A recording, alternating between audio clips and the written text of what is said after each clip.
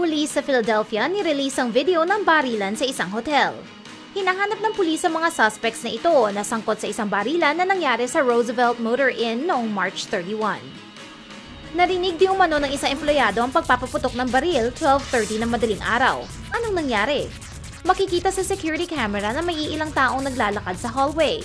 Panoorin ng lalaking ito. Sinundan niya ang mga taong naglalakad, humugot ng baril mula sa kanyang jacket at binaril ang lalaki na tumakbo paalis. Isa sa mga targets ang binaril din ang gunman. So, tumakbo ang dalawang lalaki pero huminto sila para pag-isipan kung babarilin ba nila ulit ang gunman. Ang sagot ay oo. Buti na lang at walang kapeng natapon. Pero naghahanap pa rin ng dugo ang gunman.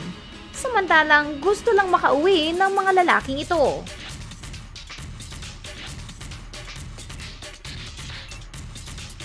Oh, here we go again.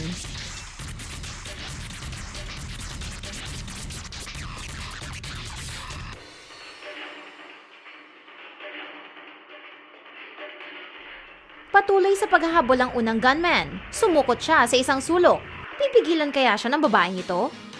Determinadong lalaking ito at nagpalitan silang muli ng mga bala mula sa sulok at tumakas ang dalawang lalaki. Nagpaawat na rin ang unang gunman. Tumakbo ang dalawang lalaki mula sa side exit ng hotel. Tumakbo sa lobby ang unang gunman at lumabas mula sa front door bago siya tuluyang nawala. Buti na lang talaga at walang nasaktan sa barilan. Hinahanap ng pulis ang dalawang gunman na nakatakas rin nang hindi nasasaktan.